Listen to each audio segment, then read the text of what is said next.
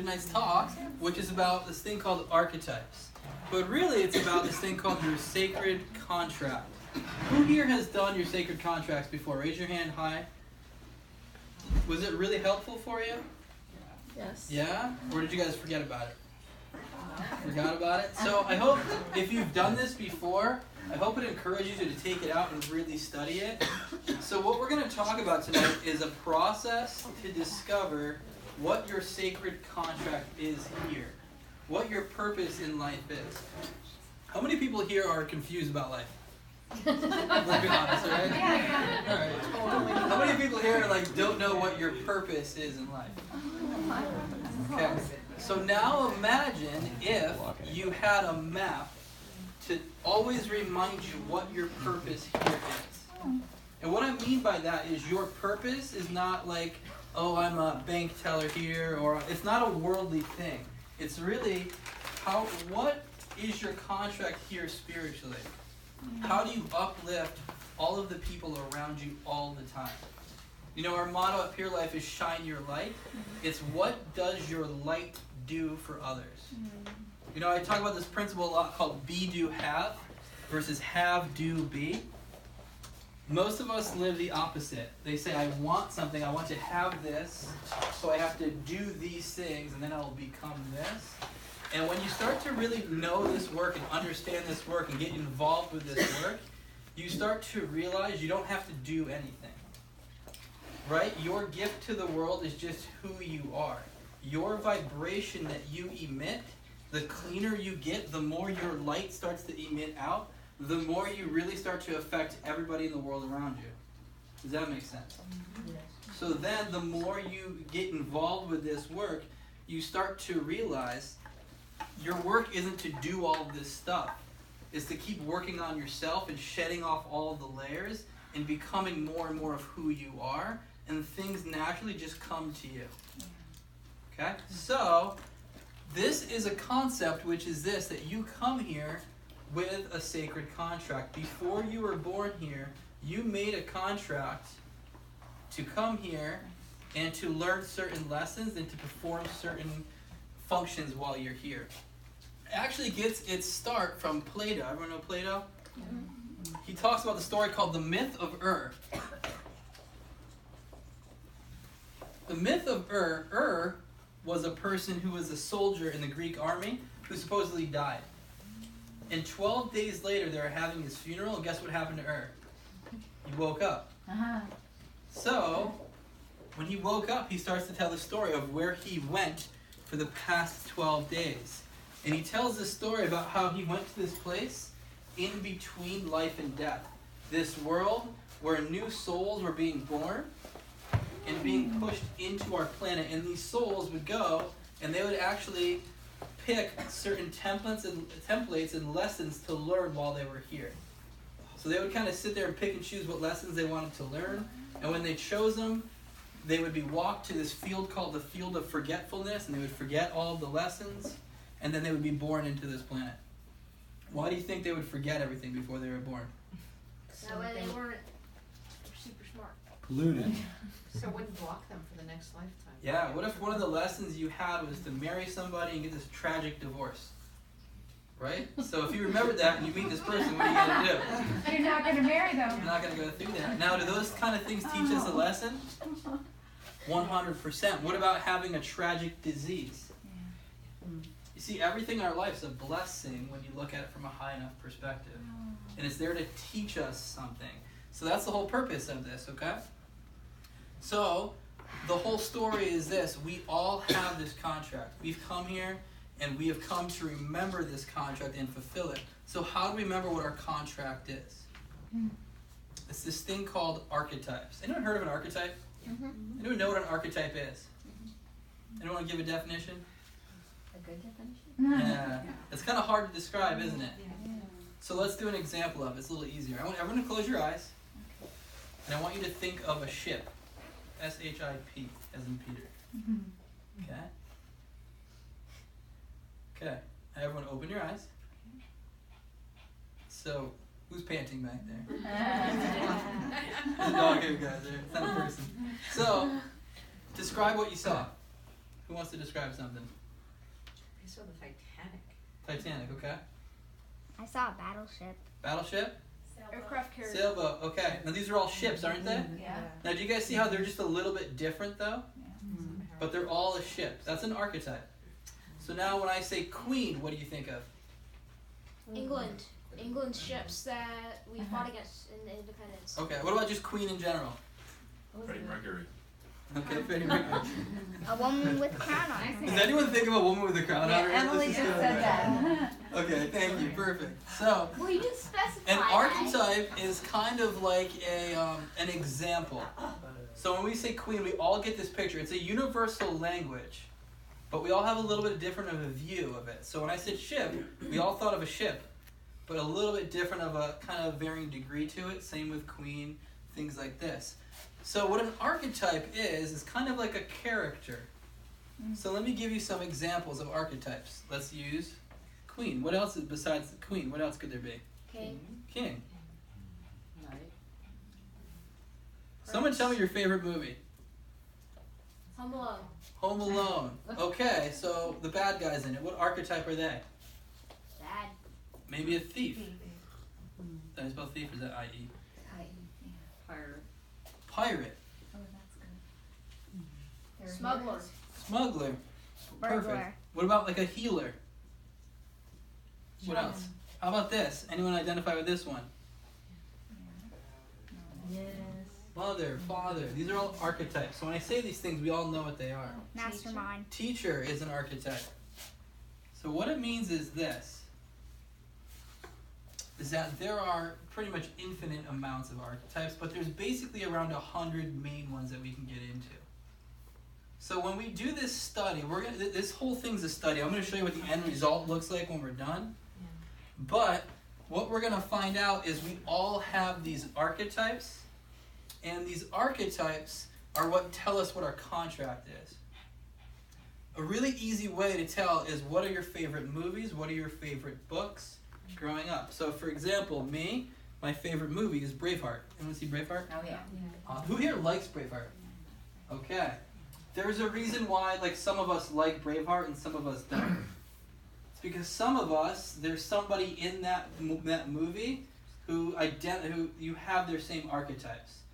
So for example, when I watch Braveheart, the main character, name some archetypes of the main character. Mel Gibson in that movie. Knight. Maybe like a knight, Warrior. a warrior, something like that, right? So, but there's Protector. something. What's that? Protector. Protector, right? Maybe a lover, something like that. So there are these certain things that remind me of really my deeper self when I watch that movie. That's why I love that movie. So who else has a favorite movie? What's your favorite movie? Green Mile. The Green Mile. Who's your favorite character in it? Blackman. Okay. He's like a, There's certain things about him that you love. Like what archetypes about that person do you love? Nurturing when he proposes to little girls, right? Like a nurturer, like somebody who self-sacrifices, maybe so like a servant or something like that. So do you guys understand what I'm saying now? There are certain things that remind us. Now here's the thing, there's no such thing as a good archetype or a bad archetype. Every archetype has a good and a bad to it. So let's take mother. What's the good of a mother? Nurturing. Nurturing, loving, self-sacrificing. What's the shadow of it? Over controlling. There you go. Overprotecting. Yes. Overbearing. Right? All the over stuff. So there's balance within all of these things. Okay? There's an archetype which I'll talk about pretty soon, called a bully. What the bully archetype is really about is the spirit rising up over the physical obstacle. On the shadow side, what's a bully? Someone who beats up on somebody who's weaker. But on the strong side, it's that weaker force, spirit rising up and standing up to challenges. So there's no such thing as a bad archetype. Make sense? Thief. What's that? Thief, same thing. These are lessons to learn in this. So I'm not too familiar with the thief archetype, but I'll tell you another one. There's one that's called like a femme fatale. What do you think a femme fatale is? Or like a Don Juan is the masculine version of it. Yeah, it's a woman who just womanizes men instead Yes. of womanize a woman who just like So a femme fatale, what the archetype is all about, is about using your sexuality to gain power and to gain control over the masculine. Sounds like a pretty negative trait, right? But if you have this archetype, you can actually start to identify the pattern in you, this inner drive to do that, and start to recognize it and actually do the exact opposite. Instead of using it to control, using it for good in a lot of ways. Using it to control, to understand and heal the masculine energy. It's a really interesting phenomenon. And it'll help. So here's the deal. We all have More than one? 12 main archetypes. Now look around the room right now. We're all humans. We're all completely different. But we all are also very similar. We all have we're all composed of 12 of these? Yes. It's based on the astrological wheel. So I can relate to like 3 or 4 of them. I didn't know we were that many. Yeah, there's going to be 12. And I'm going to show you 4 that we all have. As human beings, we all grow up. We have 4 archetypes we all have in common. And we have to have these in common because we need these for survival on some level. The first one is a victim archetype. What's a victim? Someone who believes that they're always, everything always happens to them. Right? Essentially what the victim is you have to cry out. And why do you cry out? For help or attention. So as a child, do you have to cry out? Yeah. Absolutely. So you learn like wah, wah, wah, and what happens? You get attention for it. You get help for it. Okay? But as you get older, if you don't learn the lesson of, wow, I'm not the victim anymore. So one of the lessons we all have to learn is that we are not victims. At a certain point, we start to become responsible for our own life. But what happens if you don't learn that lesson? You get stuck in that? Like, You get stuck, and you start to blame other people for all the things in your life. You blame people, you blame positions or jobs, or you blame even just, men or women in general for being the way they are. You blame the president of the United States. This is why life sucks right now, because of this stuff. That's not true.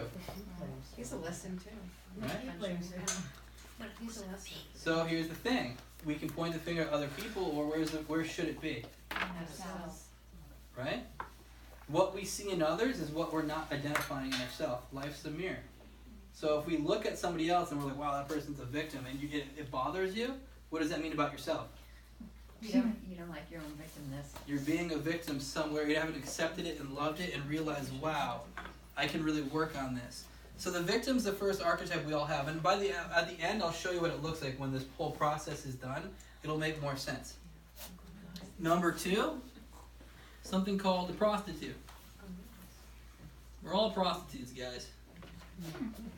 What's it mean to prostitute yourself? Sell out for usually what? Survival. Yeah, usually money or security. It's really survival. It's all about security or survival. As a kid, you have to do this. You are kind of at the beck and call of your parents. You have to do what they tell you to do, or else you don't get fit, whatever it is, right? But at a certain point, you start to hear your own inner voice. But many of us do not listen to this inside of us. What we start to do is rationalize why we can't listen to this. So we might prostitute ourselves out for what are some things we prostitute ourselves for? Like what in our life? What area in our life are we prostituting ourselves? Work. How many people have jobs they just hate and they can't stand? Why do we do them? Pay the bills. It's the prostitute. It's holding us back from our destiny, what we're really supposed to do. Okay? It's the rationalization and us selling out. How about in relationships? How many people stay in relationships for way too long because of fear of, I won't be taken care of if I get out of this relationship? Right? So do you guys see how this prostitutes in all of us? Yeah, go ahead, Nolan. Are all 4 of these negative? No, they end up being positive if you understand this. So how come the first 2 seem to be negative? So it's just like the femme fatale, meaning this. When I get over there, remind me of this, but essentially we all are a victim in a very specific part of our life. So for example, I'll just give you an example with me, and I'll do my wheel over here. I'm a victim in my home life. So at home is when I feel the most victimized. So one day I was realizing it. I'm sitting at my house and I'm looking around and I'm seeing the house kind of like a mess. I'm seeing the yard kind of messy. And guess what's going on in my head? Just complaining, whining. And then I realized, whoa, this is what it means that my victim's in my home. I have this energy a lot. So what I start to do is I start to do a little bit of cleaning out myself and working through it. And all of a sudden, just like that, I'm loving life. I'm in there, I'm cleaning, I'm singing, having a really good time. So the archetype is actually the opposite too. And what's the opposite of a victim? Champion. Like a champion or a victor. So when I understand this pattern, that I am a victim in my home, I can start to sit there and realize, whoa, I'm feeling like a victim in my home, and then I can go to action, and now I become a champion in my home. So there's nobody who's more of a victor or champion in their home than me. Make sense? Yeah. And that's when you start to do this. Same with prostitute. What's the opposite of somebody who's a prostitute? Principled. Somebody who's very principled in life. So these become actually your strengths. The third one we all are is something called a saboteur. I know it. I don't know. I just intuitively know it. What's a saboteur? Somebody who what? Sabotage themselves. Why would we sabotage ourselves? We're worthy. It's a self-worth issue. When we don't think we're worthy of something, we'll sabotage it.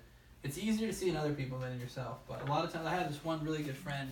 He's a chiropractor, and he'll always get like the greatest gigs. Like he'll be like Tiger Woods' chiropractor, or like the Marlins chiropractor, and all this stuff. And within 2 weeks, he botches it up somehow. It'll just completely go. He'll get like the craziest opportunities come to him, and always, it'll just go out the window. It's a saboteur. Deep down inside, unconsciously, he doesn't think he's worthy enough. Make sense? Yeah. Okay. And the last one, we all have child archetype. What's a child feel like? Innocent, free, fun, doesn't take life too seriously. Okay? So we all have a child, and there's different types of children. Who here had like a fantastic childhood? That was fun, awesome. Okay. So there are some really fun childhoods. Like for example, I'm what's called a nature child, which means I'm obsessed. Like growing up, I was outside all the time, around animals all the time. So for me, it's so important that I'm around nature, I'm around animals all the time. And when I'm that way, I feel innocent, I feel fun. But there's also something called like a wounded child. So a wounded child is somebody who was either verbally abused, physically abused, just had a really bad childhood growing up. Okay? So they have a whole different lesson to learn. In order for them to feel innocent and fun and free, they have to learn a very important lesson, which is the lesson of forgiveness. Forgiving their parents for the life that they had. Once they learn that lesson, they're innocent, they're fun, they're free, and they can teach other people how to forgive. So we all have different lessons and things like that, okay? Make sense so far? Is it getting confusing yet? So, what we end up doing is we go through this list of about 100 different archetypes, and we pick out the 12 archetypes that are absolutely perfect for us, and there's a narrowing down process. There's also a whole other part to this. We all have 12 aspects of our life. Every one of us. And this is based on the astrological wheel. So we all have an ego. By the way, I promise guys, by the end this will make a lot more sense, okay? Who here has an ego? Everybody. What's the purpose of an ego? Protect you. Protect you and survival. Make you feel grounded here. This is your security. This is how you show up, like the face you wear in this world. We all have different life values, or what we value in life. And we all have a different way that we express ourselves. Self-expression. The first 3 areas, I like to call them kind of like the third dimension. It's who we are in this plane of existence. Kind of like the mundane, like how you look, what you value, and how you show up, how you express what you believe to the world. Okay? So, for example, one archetype is a clown. What do you think a clown expresses himself like? Happy. Happy, funny, making jokes all the time. Versus, there's an archetype called the hermit. How does a hermit express himself? Very inward. very inward. Withdrawn. So one thing I notice is a couple people I know who have hermits in their self-expression. Their whole life, they felt like something was wrong with them. Because they look around and everyone's talking at a party, for example, and people are like, why aren't you talking? And their whole life they're taught something is wrong with you, and they're thinking to themselves, whoa, there must be something wrong with me because I don't feel the need to go out and communicate amongst lots of people. But realistically, that's their archetype. They're supposed to be more in the background and quiet and just kind of holding space for everybody. Does that make sense? Yeah. So what happens to that person who's a hermit in their self-expression? They don't know this, and their whole life they're kind of being taught there's something wrong with them. What happens to their self-worth? Goes down. What happens to the saboteur then? And they start sabotaging themselves over and over. They start trying to make themselves be more vocal in societies or in groups. Make sense? And how does that make them feel? More happy or less happy? Worse and worse and worse. Yeah. That's the value of doing these archetypes. The fourth place we all have a home life. Our home is where we start to build our energy. So who here has ever felt really kind of apathetic and like, blah, don't want to do anything? Right? You have to start to build your energy in your home. So you have to know who you are in your home. Which archetype are you in your home? The fifth house is your creativity and prosperity. This is where you start to, so you build your energy in your home, and then you start to use that energy to be creative and prosperous a certain way. And then the sixth house is your occupation and health. So your occupation and your health are linked up. I know a lot of people who eat pristine, they are getting adjusted here. Their nervous system is impeccable. They do everything right. They work out, and their health is abysmal. Why do you think that is? They might not have an occupation that is supportive. I know some Of their people archetype. who are super clean and healthy, and they're in the corporate world, and it literally kills them. You guys don't realize how much our jobs are tied to our health. So if we're doing something, literally we will work ourselves to death if it's not in the right category. Okay? These ones are what we call the energy houses. This is how you build your energy and use it to help the world and to gain finances in your world or security in your world. Make sense? Then you have the seventh house, which is your relationships. Then you have your eighth house, which is other people's resources. What do you do with other people's time, money? What's your gift with other people's time, money, energy? Okay? I know one person, he's a visionary archetype in other people's resources. So what does that mean? He's really, really good at looking at the future of other people and seeing, if you keep making this choice, this is where you're going to end up versus this. So you start to see someone's spiritual gifts coming out. I think, Jerry, you're a rebel, right? I'm a rebel. Jerry's a rebel in other people's resources. So she's awesome if you want to get out of your kind of stuck loop of doing the same thing over and over. Jerry will push you. She'll be like, no, you're not doing it right. You got to do it like this. Do it different than everybody else and be you fully. Make sense? Number 9 is your spirituality. What's your relationship to God? So these are your relationship houses. How do you relate to other people? What do you do with their resources? And how do you relate to God? So if your child archetype ends up in your spirituality, how do you think you view God? Right? All wonderful. So like a parent. Right? So let me ask you this. So it makes sense. If your child is in spirituality, you might view God like a father or like a mother.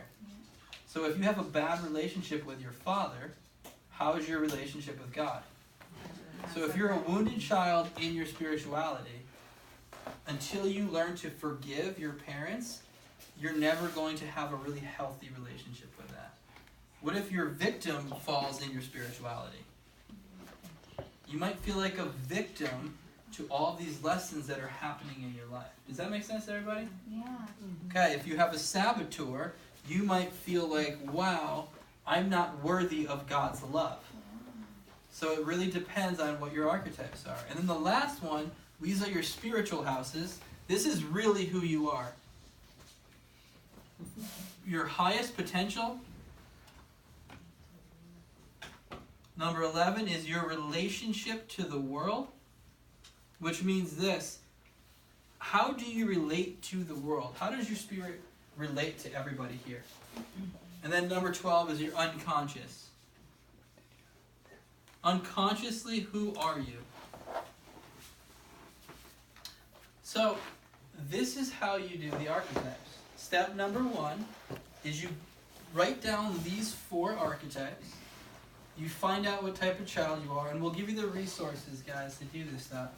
But you go through this list of about 100 archetypes, and you pick out which ones really resonate with you. In your first time around, you might come up with 20 archetypes. And then you have to do some self-inquiry and prayer and meditation over these things. And you narrow it down, you narrow it down, you narrow it down, until you have your definite 12. And then what you do is we do this really cool meditation with these houses, these parts of our life. And then we do this process to find out where your archetypes fall in this life.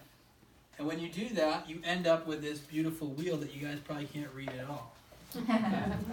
So let's go through this, because this is what the end result looks like when you're done with this. I just want to say, like, we've done this with probably about 40 or 50 clients of ours, and it can completely change your life. When I did mine like probably 3.5, 4 years ago now, and today, like, it's always in my head every day. I'll go for a run and I'll see new connections in it. It's developed so much in me, and that's what I mean. It's like if we do your wheel and you get this done, don't just kind of put it away. Like, keep it on your refrigerator. Look at it every day. It'll really speak to you, and you'll see what parts of your life you're doing amazing in and what parts of your life you're really struggling in. So let's go over some of these wheels, what they look like when they're done. This is a wheel. It's got 12 spokes to it. You guys see that? Yeah. So each spoke is a wheel. So this is the ego. 1, 2, 3, 4. This is the life values, self-expression, home, and it goes all the way around to 12. Everyone follow me so far? Yeah. When I cast my wheel, see these things in purple? Those are my archetypes that I picked, my 12 archetypes, and where they fall. So what ends up happening is this. I'll show you my first 3, second 3, third 3, and you can see this. In my ego, I'm what's called an Olympian. It's kind of like an athlete with a little bit of spiritual twist to it. Right? So what that means, my ego is how I show up in this world. What I look like, how I dress, things like that. So, as an Olympian, like I said, I used to be about 40 pounds heavier. Right? In high school, I was a hardcore athlete. I let myself go. How do you think my ego was when I was 40 pounds overweight? No. Do you think I felt secure or insecure? Absolutely. It drives me crazy. Okay? So it really affected me. My life values is my prostitute. So what does that mean? Anyone have a guess what that means? We sold that. It means I am always asked to sell out for what I value in life. Okay? I'll give you a really good example, right? Many of you guys know I'm recently divorced, right? When I was married, I really valued marriage. And now that we've had separation, Brooke and I, it's really easy to see that how we each sold out our own selves for each other. Does that make sense? Yeah. Instead of staying separate and keeping our connection and trusting, we each sold out. Hey, what do you want to do? What do you want? I lost myself in it. Makes sense? So whatever you value, hey, thank God I've never really valued money, but if I valued money, what would I sell out for? Big office, lots of fun. Yeah, the easy route in a way. Make sense? So what you value makes a big, big thing. So right now, what I value is my personal connection here. Whatever's on my heart in that moment and following that. So I won't sell out myself again. I express myself as a guide, which is kind of like a spiritual teacher, right? So who I am in this world, and this, like when you're looking at me, is somebody who's supposed to be very athletic, who's really principled, and is always kind of teaching spiritual messages. Right? Make sense? Sound like me so far a little bit? Yeah. Next 3. My home life, I'm a victim. So here's the thing. If I'm in my home and I'm acting like a victim, my energy's spent. My energy will go just like that, and I'll be shot.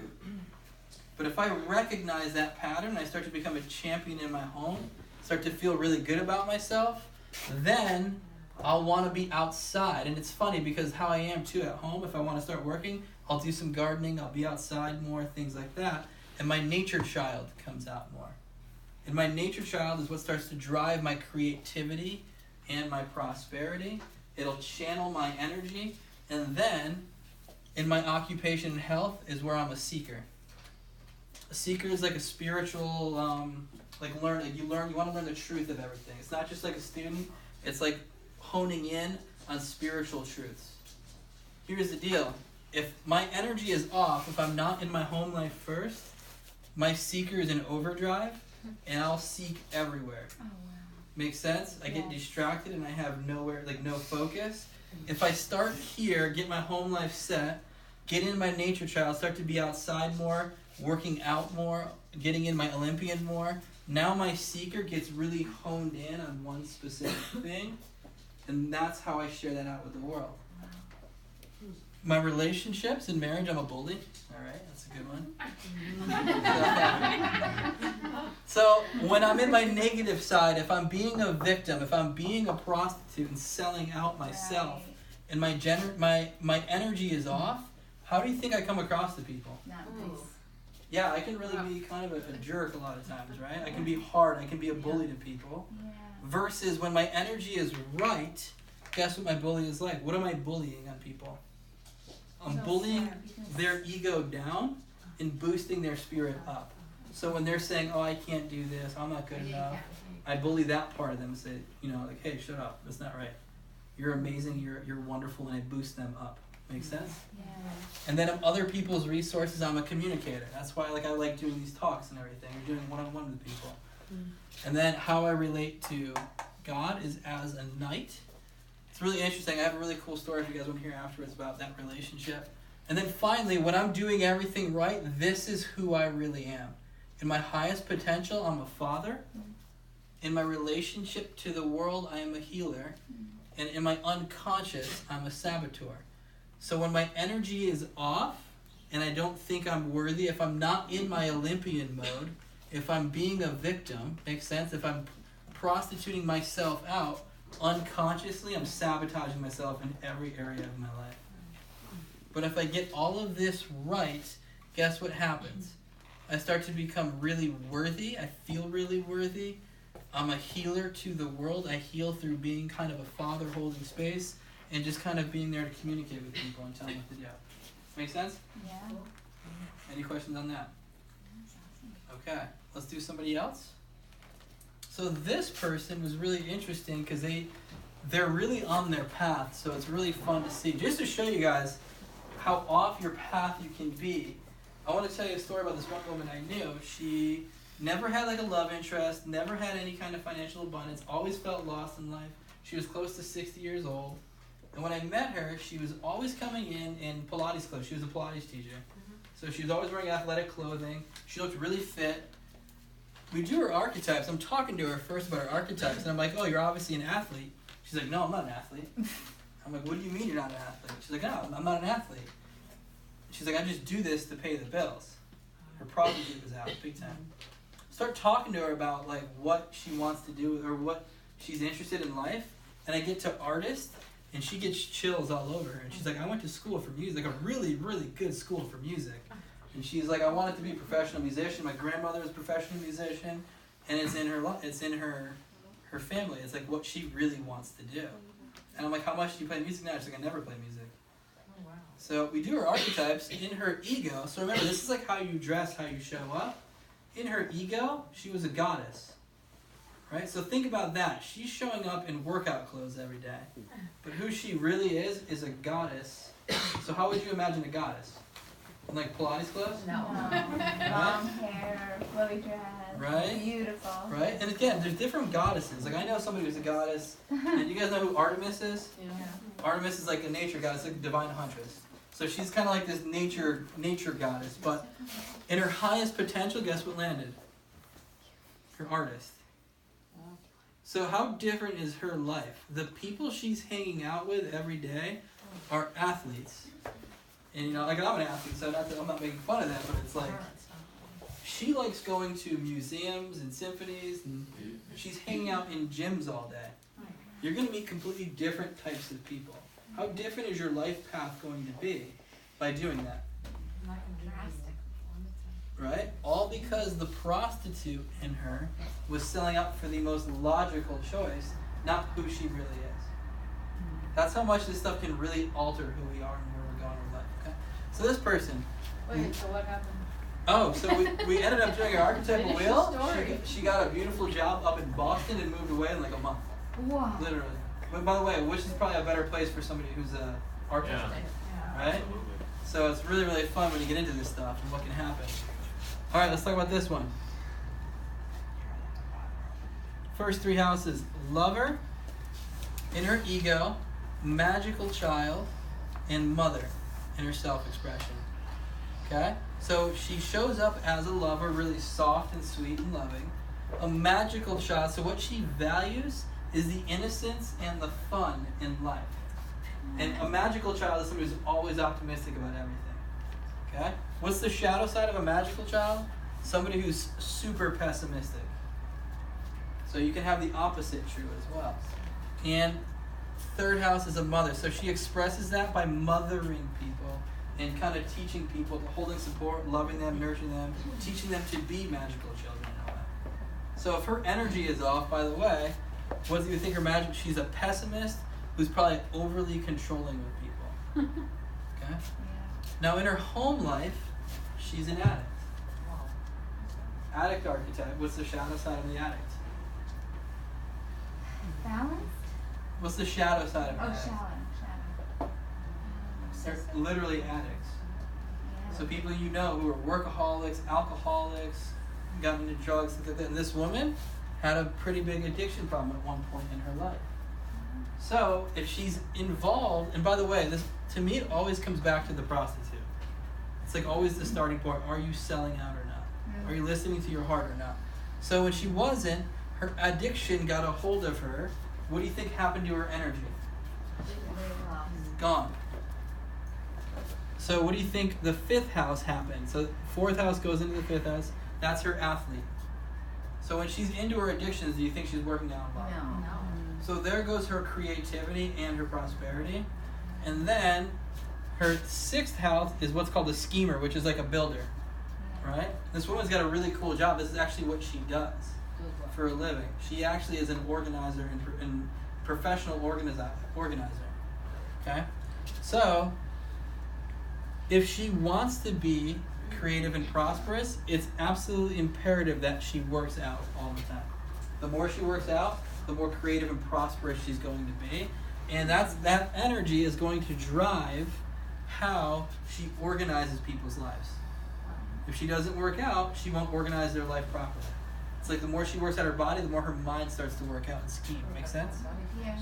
It's like she gets turned on, like the light bulb goes on. Yes, yeah. I changed the way you said that, huh? She gets turned on, yeah.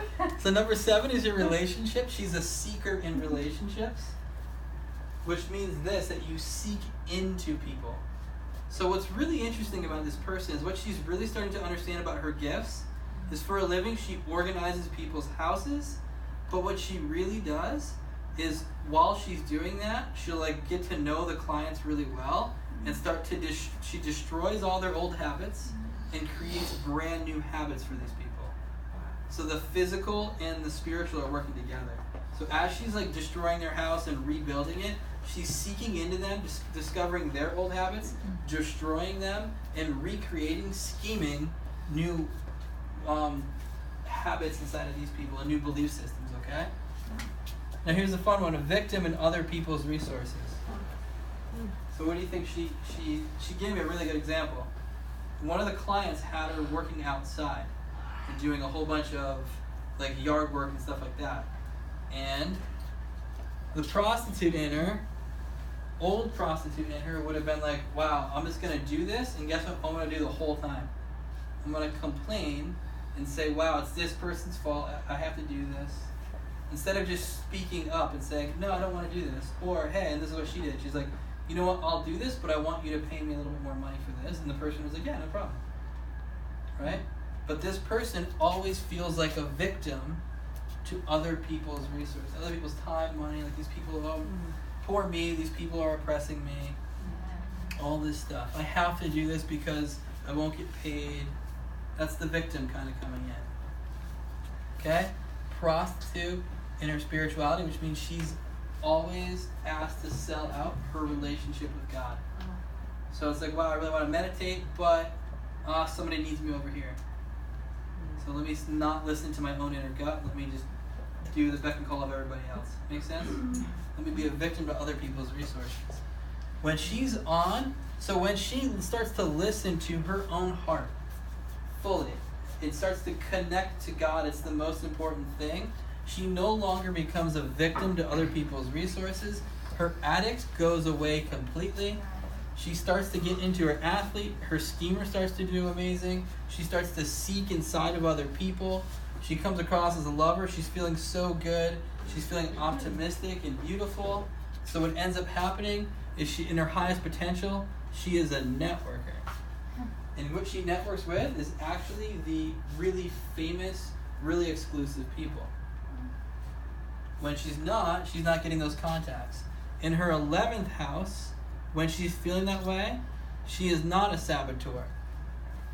When she's prostituting herself, guess what?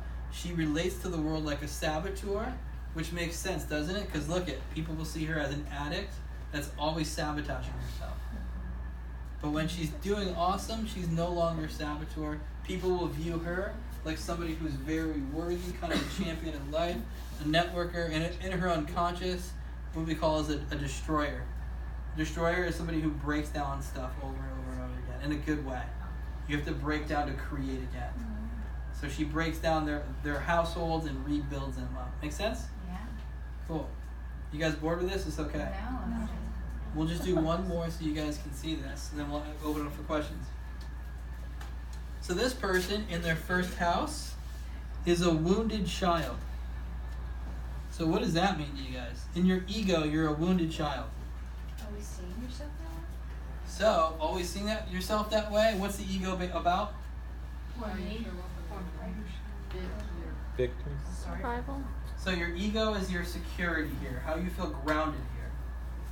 So the wounded child is somebody who's been wounded as a child. So if you don't get over this and learn forgiveness, how are you showing up? Do you feel really secure in the world or no? Right? If you still blame your parents for everything in your life, haven't forgiven them, this person is going to feel super insecure in this world. Not going to like life much at all. Number 2, her life values, she values being an angel, an angels. So think about what an angel is. Somebody who's really soft, loving in the background.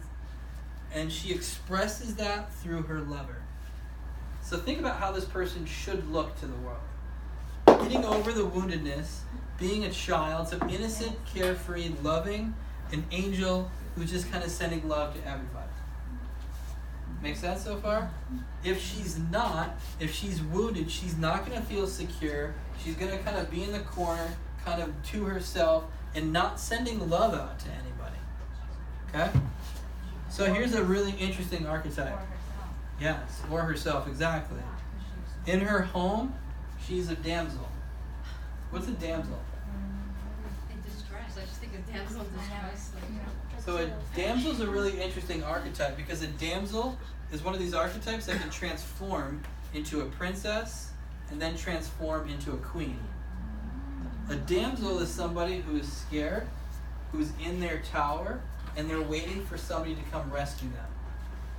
So guess what her pattern is as a damsel?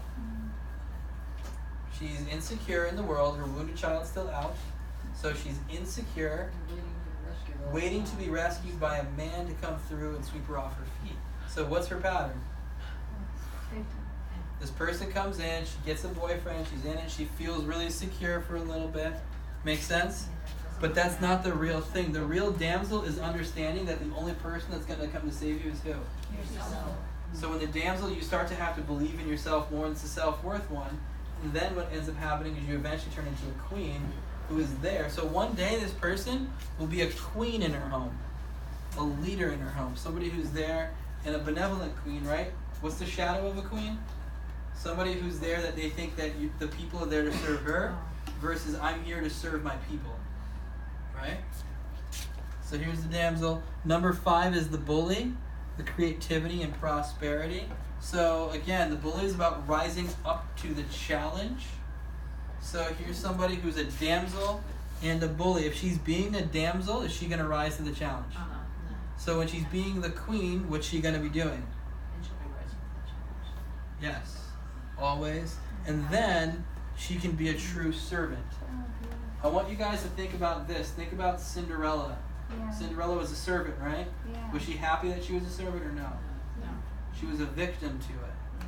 Versus being a servant, like a queen who's serving her people. So you guys see the contrast of this person. So at the end, I want to go through this wheel and show you the 2 lives this person can live, okay? 7 is the victim. So she's a victim to her relationships. And number 8, a prostitute in other people's resources. Lethal combo right there, right? Yeah.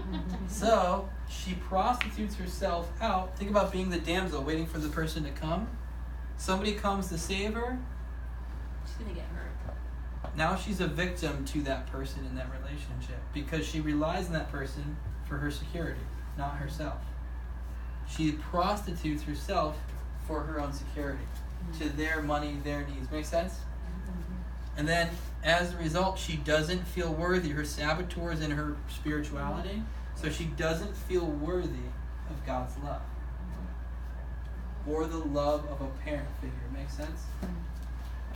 Here's who this person should be. In her highest potential, an athlete. 11th house, a heroine. And number 12, an artist. Her artist is kind of like a dancer. So think of how well her dancer-athlete go together. And you talk to this girl, man, she wants to be a professional dancer. Never really danced too much in her life, but that's her drive and ambition. That's what she loves to do. Heroine in her relationship to the world. So this person should come across kind of like Wonder Woman. Right? Think about Wonder Woman, somebody who's super self-empowered. She doesn't need anyone to take care of her. She's this light to the world, and it's kind of this figure to show the feminine energy of what it means to be a real woman and really kind of just an amazing, loving, beautiful presence here on this planet. Make sense? Yeah. But let's go through the other side of it. When she hasn't gotten over this wounded child, which is probably the most important thing in her wheel, when she hasn't forgiven her parents, all of this is messed up. She then doesn't think she's worthy of God's love. She prostitutes herself out to other people's resources for security. She stays like that damsel locked up in that tower.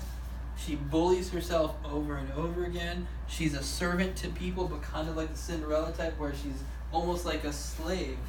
Not that she's serving out of her own heart and kindness. Makes sense? And she never gets to feel what it's like to be in her spirit. Right? So this is the beauty of archetypes. You get to put this stuff on paper and pinpoint, hey, work on this, your whole life completely changes for you. Right? And this person's in massive transition and it's unbelievable to see. It's really, really cool stuff. So does anyone have any questions about this stuff? Yes, please. Do those archetypes change over time? So your archetypes are your archetypes for life. So we recommend not doing it until you're at least 21 to really understand yourself. But your archetypes, and that's why before we ever do we call it a wheel casting, we double, triple, quadruple check to make sure your archetypes are definitely there. But what you'll find is they're so perfect, like when you do it, like you'll have some that'll be so definite in you, it's hard to mistake. And the other ones are very similar. So for example, when I picked mine, like for example, seeker, I also picked like student. And they're very similar. It's just a little bit of a difference here and there, but it's pretty easy to narrow it down to your 12. Great question. Any other questions? Is it go along with your birth chart, or is it separate? What's really fun about this stuff is this is an astrological wheel. That's what I was thinking. This is from an astrological wheel, these 12 houses. What's really, really, really fun is doing your birth chart after you do this, and it's almost identical. I had my birth chart done recently. So Yeah, so when you do this, it's so eerie how much it completely relates to your birth chart. So it's almost like a more specific birth chart when you get into it. You really start to see your aspects in there and why it is the way it is. Really good question. So, this is a book called Sacred Contracts.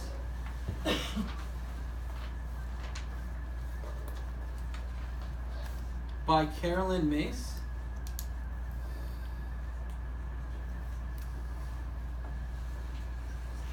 It's a very long book. It's a really good book, but most people who start the book, I don't think ever get to the process of doing this. To be honest with you, I've told a lot of people, hey, start reading it, and then it's like, done.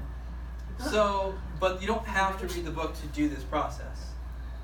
You can study the archetypes and do it. So one thing that we are offering is this Saturday, number one, we have a class at 10 a.m. Our basic, we do a free brunch for any guests here. We do a free brunch every other Saturday describing about what we really do here at Pure Life. So we'd love to have you at that. But also, who here is interested in doing this for themselves? Anybody? If you're interested in doing this and you don't want to just read the book, I'm going to do a group workshop here this Saturday at 1 p.m. There's no formal charge for it. You know, I recommend like a donation, whatever you guys want. I think around $49 is a really good price for it because it's going to be a lot of work. But if you guys don't want to, there's no official charge for it. If you guys have no money, whatever. But 1 o'clock, we're going to do this class. I'm going to show you guys how to get started in it. And then the next 2 weeks, you're going to kind of refine the process on your own. Call me up if you have any questions. There's a couple of us that can help you narrow down your archetypes. And then in 2 weeks, we're going to do a group casting of all the wheels. And everyone's going to cast your wheel together, and we'll go over them together. Sound good? Any other questions? Yes. I was going to say that on her website they have more defined Yes. descriptions of the archetypes. If you- Or the other book, Archetypes. If you go to miss.com, Yeah. she's got free resources on there too. So you can look through a list of archetypes if you want. It'll describe them in detail, the shadow sides of them. It'll give you a list of books, of movies that you might find these archetypes in. She's a little older, so some of the movies and books are kind of like from the 1930s and 40s. So you're like, oh. Sometimes those are good movies. That's true. I haven't seen And I'm they're like, what rated movie is R and they this? say, ooh, or something. Does anybody have any other questions, comments? Rita, go ahead. I know you don't like this question, but once you start, I have done the archetypes, and some are very, very good, and they are just exactly to the point. And now I've been reading the book, which probably is not a good idea, and then I start getting idea that maybe this wasn't such a good choice when I first selected them, although we spend a lot of time. Yeah. So is that like, my what do you recommend? my belief on it, it's really interesting, is they're always so perfect. Even how we do the wheels is always a little different for everybody. It's always, always, always perfect. I'll give you an example with mine. Originally, I picked father and I picked lover at the same time. And what happened was I ended up picking lover instead. And I had lover in my highest potential for the longest time. And then, I'm not going to lie to you guys, I was actually doing a plant ceremony one day. What? A plant ceremony, like a Native American plant ceremony. And my archetypes come up, and it switches from lover to father. Wow. And I start to view people, like my love for people, it started to mutate, and it was like a love like as a father to a child in a lot of ways. And I understood why I picked both of those archetypes. They seemed unrelated at the time, but it was the same aspect of it. So Rita, it'd be cool if you want to bring them in and bring the ones you thought I'm sure that's like kind of the same thing where they're very similar to some of your archetypes. You're just not seeing the connection yet to it. Okay, Okay. so that's your level. Okay. Yeah. Yeah, Any other questions, comments, concerns? Good. All right, guys. Hey, love you guys so much. I hope this was helpful. If you have any questions, I'll be around, so stick around, okay? Thank you.